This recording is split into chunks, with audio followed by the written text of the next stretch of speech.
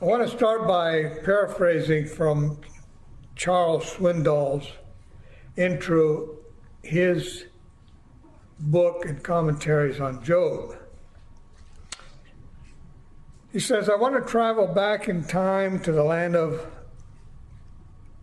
Uz and meet a man who's going to emerge in this ancient book into a modern day hero in your heart. His hope, that is Swindoll's, as he says, should also be our hope. And that's to realize, as Paul writes in his letter to the Romans, things were written in the scriptures long ago to teach us. And the scriptures give us hope and encouragement as we wait patiently for God's promises to be fulfilled. We find that in Romans 15, in the 4th verse. So I can say it just may well be God's desire, and I'm sure it is, to prepare us through the things that Job endured. Now, the Scottish preacher George Hutchinson preached over 315 sermons on Job. Joseph Carroll in London preached over 424 sermons in a 23-year time span on Job. And in his final sermon, he said that he still had not reached a clear understanding of the book of Job. Well, rest assured that I'm not going to spend 23 years talking on Job. I mean, I'll be 95 if I get to that point. But we're going to hit just some of the little highlights. Now, for some time, a good while, a couple of years or more, I've been pondering, going over the book of Job itself, because there have been questions raised in my mind, and just like in everyone else, about, a lot of the things that have happened in the world today and maybe even in our own lives. So I did ask the Lord to help me, to guide me in this endeavor, because Job, reading it and then reading the commentary and all the books on him, it's like taking a graduate course in psychology or counseling. But fortunately, I think he led me to some pretty good resources to use. So the first chapter, verse 1, there was a man in the land of Uz. I've always been afraid to pronounce that and say Oz, because then people will think we're talking about the wizard, but no. Anyway, this man's name was Job. That man was blameless and upright, one who feared God and turned away from evil. So there are questions raised in Job they're asked every day. And that is, why? Why them? Why me? I had a young man sometime back, asked me, or really say in a question, why are things always happening to me? So all of us ask, why? Why suffering? Why is there so much? And why in a particular way? You have questions between suffering and pain, between good and evil. You know, we can ask, is God sovereign? You know, is he unwilling? Or is God willing, but then maybe he's not sovereign? We ask, is God just? Now, most people just don't say, this isn't just. They'll say, it's not fair. So is God fair? Is he just? So we really end up questioning his justification. So the way that Job is suffering, is it just? We may ask a question, you know, if he is just, how come a child ends up suffering? I mean, we can go on and on and on and on and on. And it's really a never-ending litany of questions. The first chapter in Job is more like a prologue. And in it, it's like the opening of a series. And he doesn't have the information that the reader, gets. So that gives us it leads us to another question.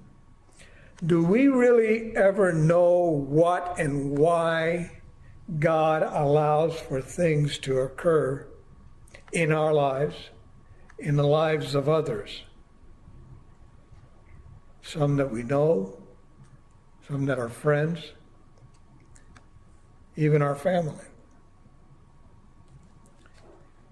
So in the first chapter, and then also in the second chapter, we've got three main characters. We've got Job, we've got Satan, and then we've got God.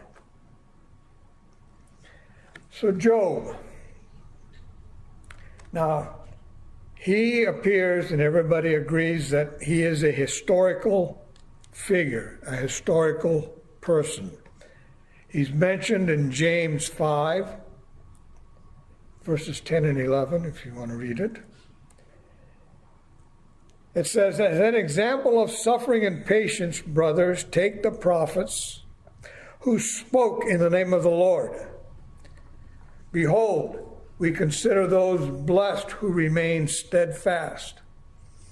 You have heard of the steadfastness of Job. And that's where we have the term, oh man, that guy's got the patience of Job. First time I heard that, I think it was in high school, and I had no idea what they were talking about. He's mentioned also in Ezekiel chapter 14. Now, Job may have lived around the time of Abraham, even though the book obviously was written sometime after that. And he was not an Israelite, obviously, since this was way before the Exodus. He's from Uz. It's a region southwest of, I'm trying to picture the map, southeast of the Jordan River, near the Chaldeans and I don't know if it's the Sabians or the Sabaeans. There's no family lineage given either.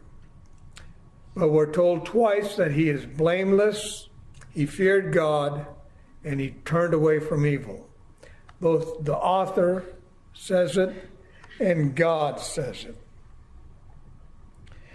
He's the ancient version, I would say, almost of Bezos. He was a very wealthy, rich, ultra-rich man. There's a Mrs. Job, and he's got 10 kids, 10 children, of which all of them are going to die. So what's being set up for us here is that the suffering that he goes through is not because he was not a godly man. He was. Now, we'd like to think that the ungodly are the ones that need to be suffering. You know, the ungodly people who experiences things that they do, that they should go through suffering. I think that most of us think that they really should be the ones who suffer. Unless I'm the only one that thinks along that line. Almost vindictive. But here we have Job. He's not just a godly man, but according to God himself, he is the godliest man on the face of the earth.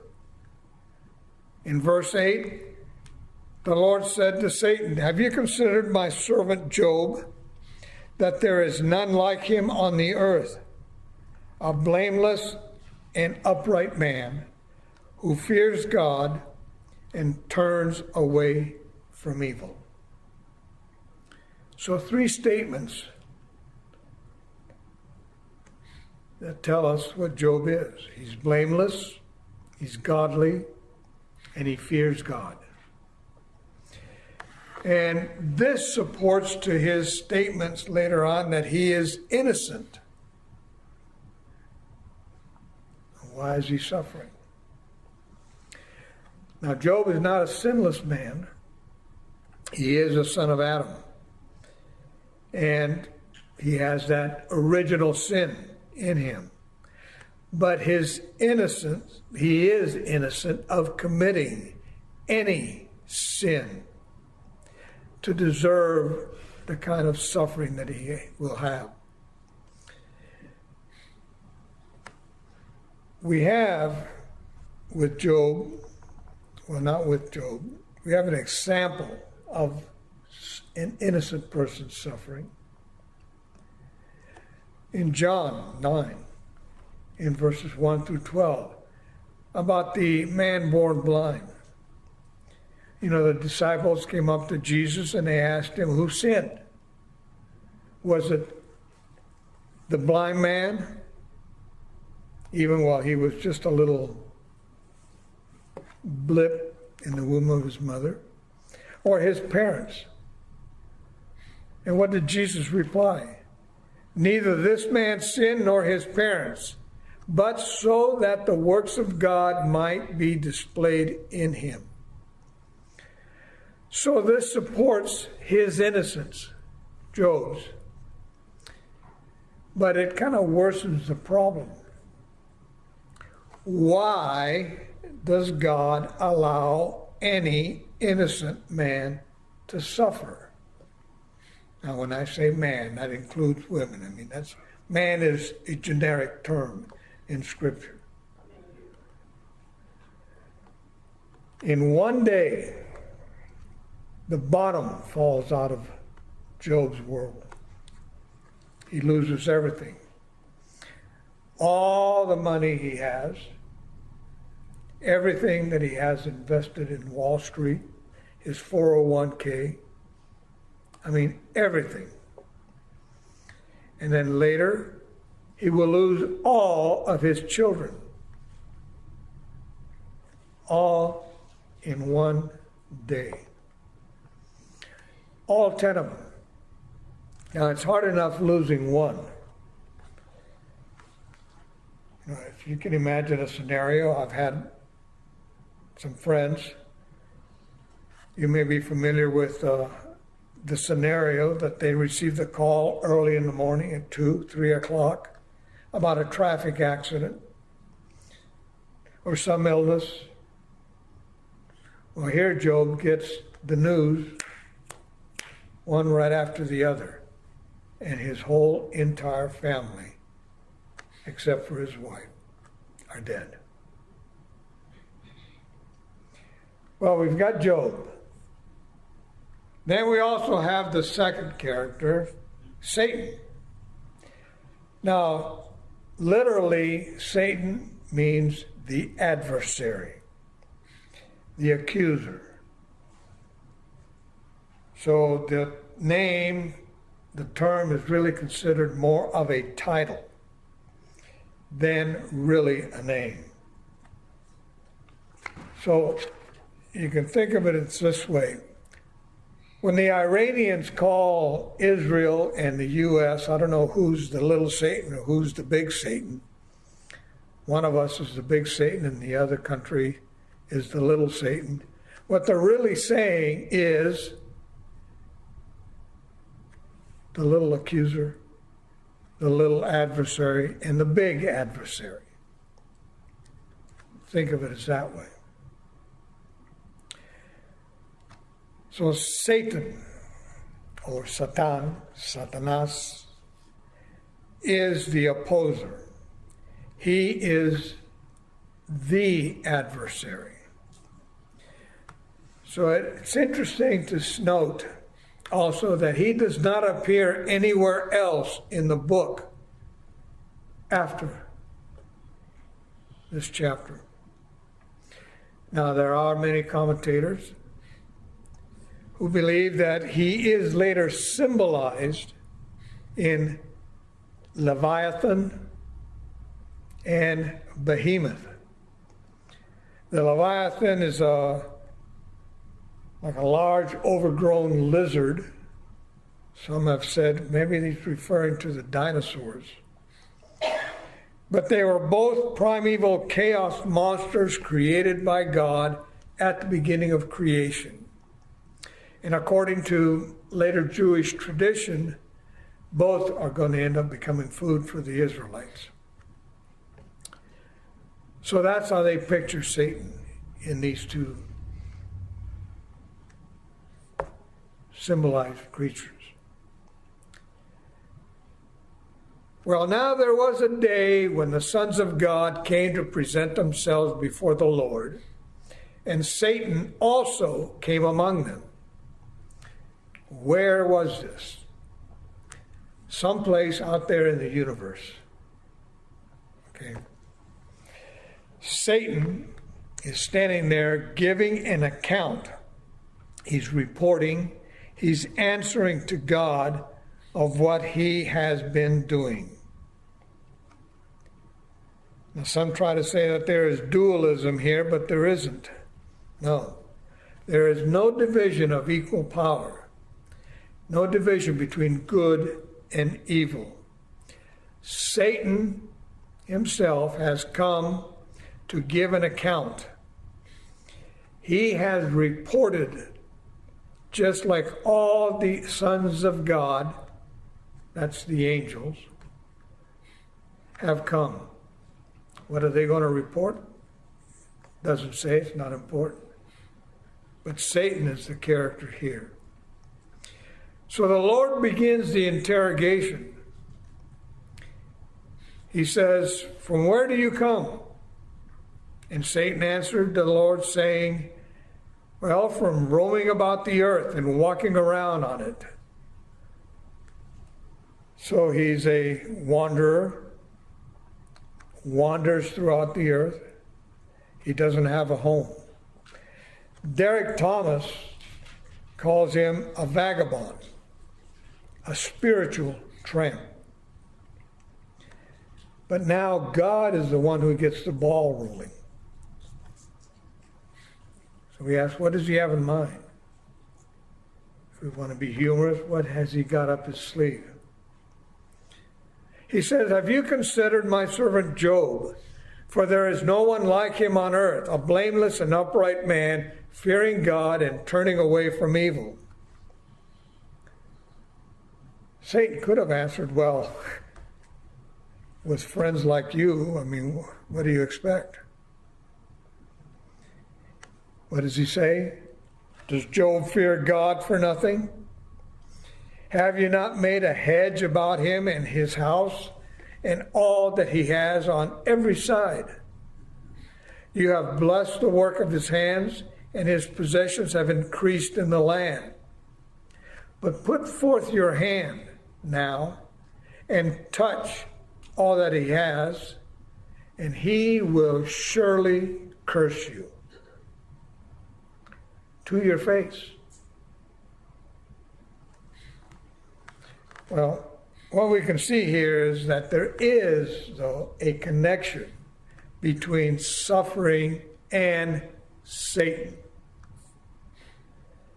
May not be quite clear yet, but it appears that Satan has something to do with why Job is suffering. But that's not the full answer. God, he's the one that brought Job up, not Satan. Satan probably never even thought about Job until God mentioned it to him. Again, Derek Thomas points out that the solution to pain and suffering isn't Satan, the world of evil, but it is part of the total picture. It's the sovereignty of God that has to be addressed. God is in the suffering of Job. He is the one who brought Job up. We're also given the impression that Satan actually cannot lift a finger unless God gives the okay. If he gives his approval, gives his permission, puts his stamp of approval on the document. So we see here in chapter 1 that Satan receives permission, but he's not allowed to touch Job. In chapter 2, he's allowed to touch him, but he can't kill him. But Job becomes life-threatening sick. So who is setting the limits as to how far Satan can go? As to how far can Satan do his work? Who? God. Satan, he's a liar, he's a cheat, he's involved in every single evil in the world, but he does not have ultimate authority. In verses 9 through 12, does Job fear God for nothing? Have you not made a hedge about him and his house and all that he has there on every side? You have blessed the work of his hands and all his possessions. They've all increased in the land. But put forth your hand now, touch all that he has, and he will surely curse you to your face. Then the Lord said to Satan, behold, everything that he has is in your power. Only do not put forth your hand on him. So Satan departed from the presence of the Lord. So he, that is Satan, and all his minions, the fallen angels, the ones that went with him at the main rebellion, they are all involved. So why are there trials and sufferings in this world? Mainly because we live in a supernatural world. There is good and evil. But this is a world where Satan exists. Paul writes to the Ephesians, chapter 6, verse 12. Our struggle is not against flesh and blood, that is, against the other humans, but against the rulers, against the powers, against the world forces of this darkness, against the spiritual forces of wickedness in the heavenly places. So we've got to reckon to the reality of Satan. We have to know that he hates God. He is pure, complete, unadulterated, absolute evil. The exact opposite of being pure in the sense of being free from sin. He lives out his existence in just trying to prevent the purposes of God. He gets at God's people. Everyone. You, those out there in the other churches, the unsaved, even me. To do what? To keep them from Jesus. All right. Job, Satan, now we have God. We've got a problem with pain and suffering. C.S. Lewis says that the common flaws are that it's a problem of God. That's the common flaw. Believing that if God were good, he would make his creatures perfectly happy. And if he were almighty, he would be able to do what he wished. But the creatures are not happy. Therefore, God lacks either goodness or power or both. And that's the flaw that we put in it. We question his sovereignty. If he has all power, hey, why doesn't he do something about it? If it is in fact that he has all authority in heaven and earth. Well, he is all-powerful. He is, after all, the creator of everything that exists. All right, is he sovereign? But maybe he's unwilling. Or is he willing, but then maybe he's not sovereign? You know, that he really can't do anything about it.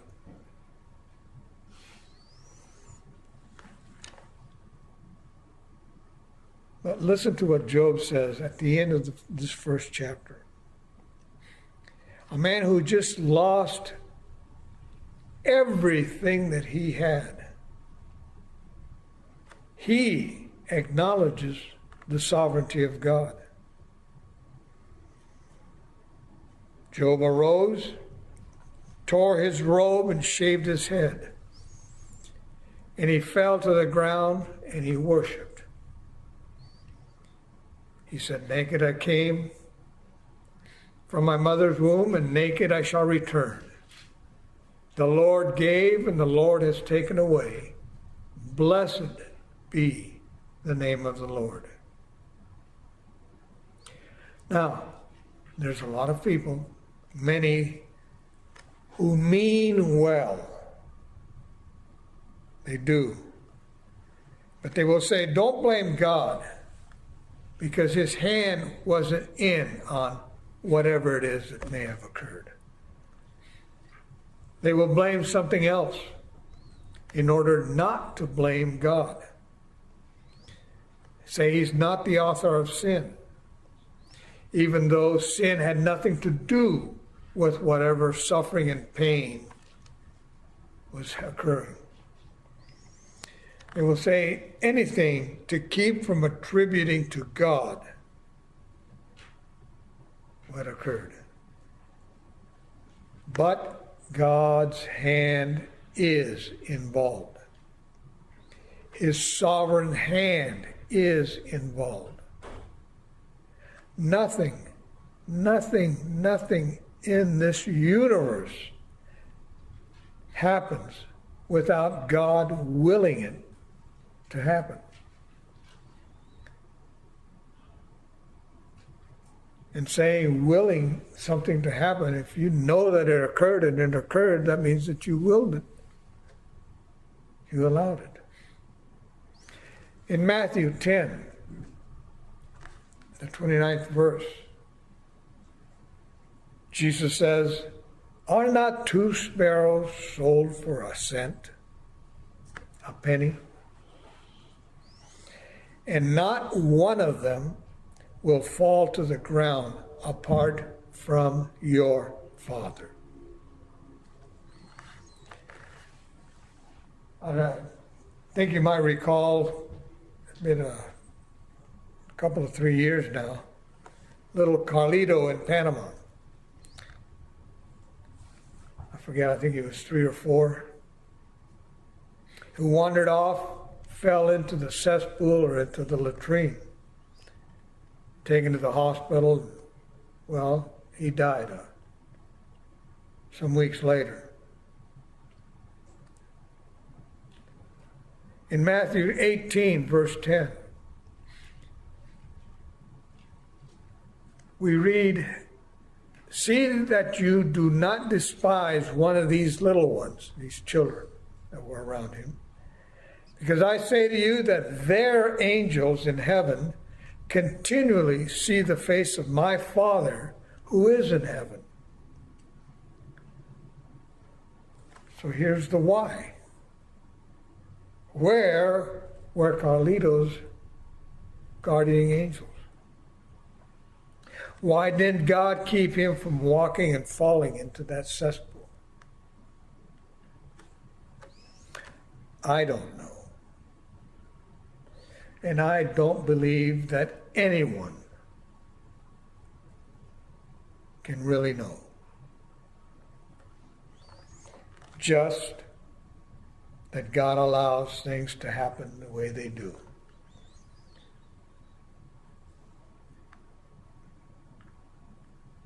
I do know or believe that he wasn't predestined because God said he was going to. We don't know. We don't know. God is all-powerful and he is sovereign. So just like Job was unawares of what was going on when all the sons of God were called to account for what they had been doing, maybe, just maybe, there are things going on in heaven even now that we are unaware of. Jesus said that all of us are going to go through trials. We're going to go through tribulations. Yes, persecutions, trials, and have problems. Scripture, though, tells us that we struggle against the spiritual forces of wickedness in the heavenly places. Again, how can God be sovereign and permit evil things? All of these things that occur here, there, everywhere, throughout the world, to happen. Well, you know what? That's the issue that Job himself is going to deal with. And even though at the end of this chapter, in verse 21, he gives us that extraordinary admission, saying that naked I came from my mother's womb, and naked I shall return. The Lord gave, and the Lord has taken away. Blessed be the name of the Lord. He will not say that and stay in that sense for long. He will question God.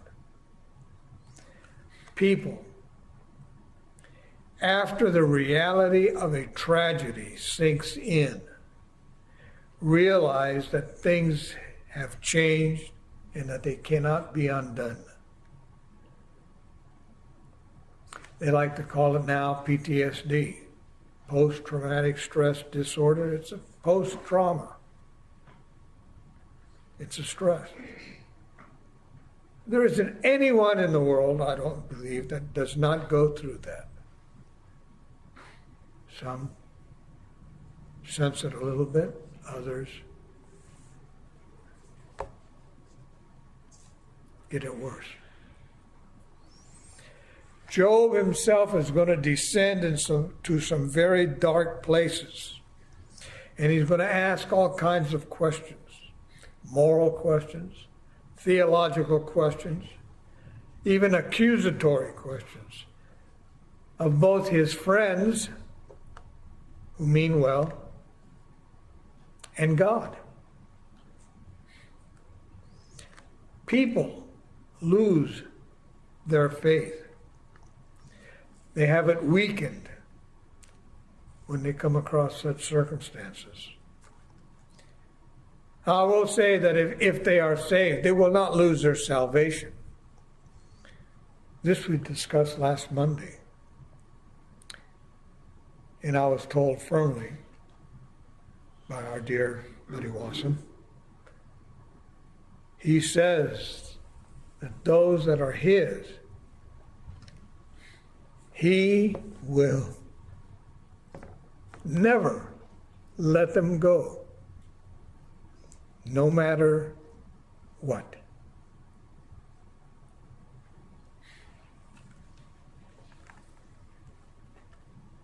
But people will still say, I cannot believe that God would allow this to happen. Why me? It's a slippery slope, and people do get angry with God. You've gotten angry with your parents.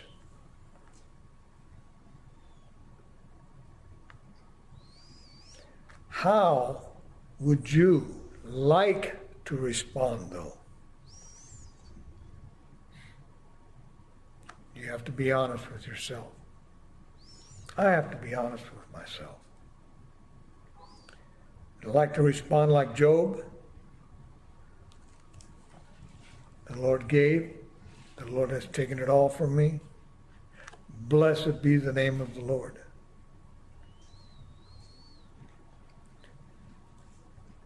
Some commentators, theologians, will say that we need to learn it. Learn this verse. Repeat it. And say that this is how we want to respond to all, to everyone, to our friends, to our family, to God, and most of all, to our dear, blessed Savior, Jesus, because He loves us, and He will never, ever, ever, ever, and ever stop loving us.